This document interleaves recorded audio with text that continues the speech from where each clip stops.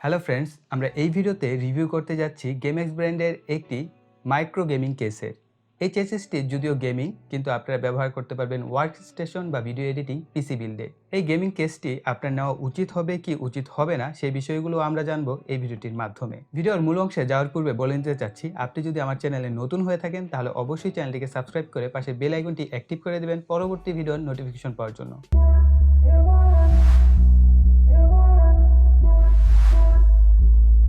ভিডিওর শুরুতেই জেনে নেওয়া যাক এই গেমিং কেসের স্পেসিফিকেশনগুলো। ব্র্যান্ড চেসিসগুলোর মধ্যে গেমএক্সের চেসিসগুলো অন্যতম। আমার কাছে যে চেসিসটি আছে এটি গেমএক্সের H605TA মডেলের মাইক্রো গেমিং কেস। এই কেসের দুই পাশেই দুটি টেম্পার গ্লাস লাগানো আছে, তাই এর লুকিংয়ে একটি প্রিমিয়াম ফিল পাওয়া যায়। তাছাড়াও এই কেসের সাথে পাচ্ছেন 3টি RGB কুলিং ফ্যান, যা কিনা রিমোট কন্ট্রোলের সাহায্যে RGB লাইটের ব্রাইটনেস কালার প্যাটার্ন পরিবর্তন করা যায়। ব্ল্যাক কালারের এই চেসিসটি মূলত micro gaming mid tower case. এর একপাশে গ্লাস প্যানেল থাকায় এর অভ্যন্তরীণ RGB RAM, RGB CPU cooler add করা গেলে চমৎকার একটি লুক পাওয়া যাবে। এর উপরের সাইডে এয়ার ভেন্ট ম্যাগনেটিক ফিল্টার দেওয়া আছে, যার ফলে এটা আপনাকে ধুলাবালি থেকে সুরক্ষা দিবে।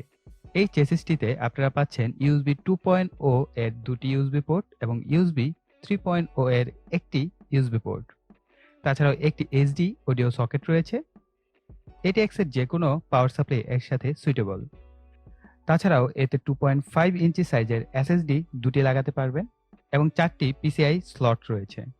আর এর ভিতরে হার্ড ড্রাইভের জন্য ট্রে রয়েছে, যেখানে আপনারা দুটি হার্ড ড্রাইভ একসাথে রাখতে পারবেন।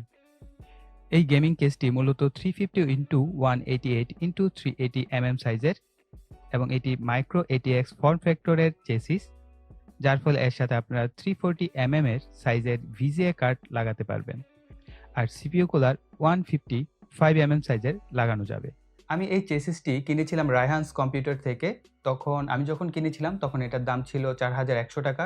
বর্তমান মূল্য জানার জন্য ভিডিওর ডিসক্রিপশন বক্স চেক করতে পারেন, আমি লিঙ্ক দিয়ে দেবো। বর্তমান মূল্যগুলো আপনারা দেখে নেবেন, কেননা ইলেকট্রনিক্স প্রোডাক্টের দাম কমে এবং বাড়ে। একটি আদর্শ ডেস্কটপ কেসের যা যা গুণাবলী থাকা দরকার তার সব কিছুই আছে এই কেসটিতে, তবে এর বেশ কিছু সীমাবদ্ধতা আছে।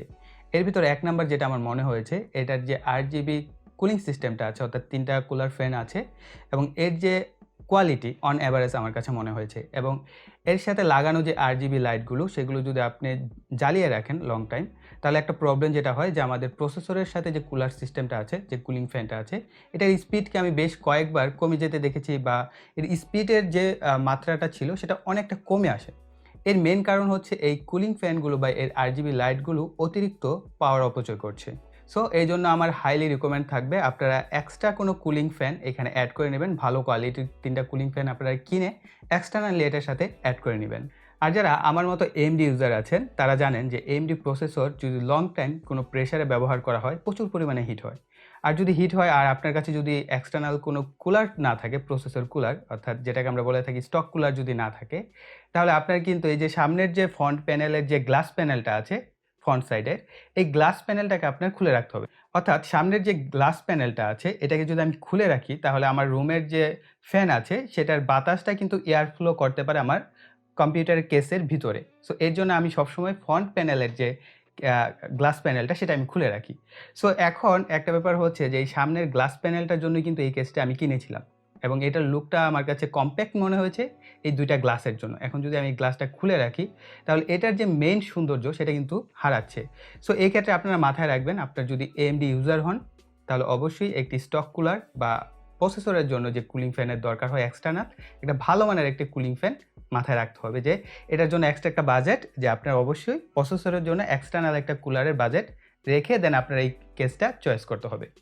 এবং এই কেসটির আরেকটি সীমাবদ্ধতা যেটি আমার কাছে মনে হয়েছে সেটা হচ্ছে যে আপনি যদি এই প্রাইস রেঞ্জে খুঁজেন, তাহলে আপনি কিন্তু ফ্রন্ট প্যানেলে আপনার সামনের যে প্যানেলটা আছে সেখানে কিন্তু 3টি কুলিং সিস্টেম ফ্যান সহ আপনার কেসিস বা চেসিস যেটা বলেন না কেন সেটা চুজ করতে পারবেন।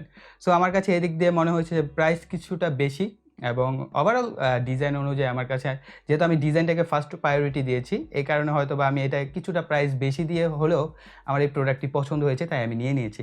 তাছাড়াও আমাকে কিন্তু সাজেস্ট করা হয়েছিল আরও বেশ কিছু কেসের। সেই কেসগুলোর ফ্রন্ট প্যানেলে 3টি কুলিং সিস্টেম ছিল এবং ব্যাক সাইডে একটি, সো অর্থাৎ 4টি কুলিং ফ্যান সহ কিন্তু আপনি এই প্রাইস রেঞ্জে পেয়ে যাবেন এবং এর থেকে আরও কম প্রাইসে কিন্তু পেয়ে যাবেন। তবে ওই যে যেটা বলে আমার এইটা ফার্স্ট লুকিংটাই ভালো লেগেছিল, কম্প্যাক্ট একটা ডিজাইনটা আমার কাছে খুব ভালো লেগেছে। এই কয়েকটি বিষয় ছাড়া ওভারঅল আমার কাছে এই কেসটি বেশ ভালো মনে হয়েছে। বিশেষ করে আমার কাছে কম্প্যাক্ট ডিজাইনটা ভালো লেগেছে। তারপর এয়ার ফ্লো মোটামুটি ভালো। যদি আপনারা স্টক কুলার ইউজ করেন আপনার প্রসেসরের জন্য, তাহলে আপনার কাছে এটা একটি আদর্শ কেস হতে পারে। সো এই ছিল আমাদের সম্পূর্ণ রিভিউ ভিডিওটি। আপনার পছন্দের যদি কোনো কেস থেকে থাকে এবং সেটার মডেল নাম্বার এবং নাম কমেন্ট সেকশনে লিখতে পারেন। এতে করে যারা নতুন কেস নিতে যাচ্ছে বা পিসি বিল্ড করতে যাচ্ছে তাদের জন্য অনেকটাই হেল্পফুল হবে। সো গাইস, আমাদের এই ভিডিও এই পর্যন্তই। আশা করি ভিডিওটি আপনাদের ভালো লেগেছে। ভালো লাগলে অবশ্যই ভিডিওতে একটি লাইক দিবেন, কমেন্ট করবেন এবং ভিডিওটি শেয়ার করবেন। আর যারা এখনও চ্যানেলটি সাবস্ক্রাইব করেনি অবশ্যই চ্যানেলটিকে সাবস্ক্রাইব করে পাশের বেল আইকনটি অ্যাক্টিভ করে দিবেন পরবর্তী ভিডিওর নোটিফিকেশন পাওয়ার জন্য। সো এই বলে এখানে বিদায় নিচ্ছি। সকলে ভালো থাকবেন, সুস্থ থাকবেন। টাটা।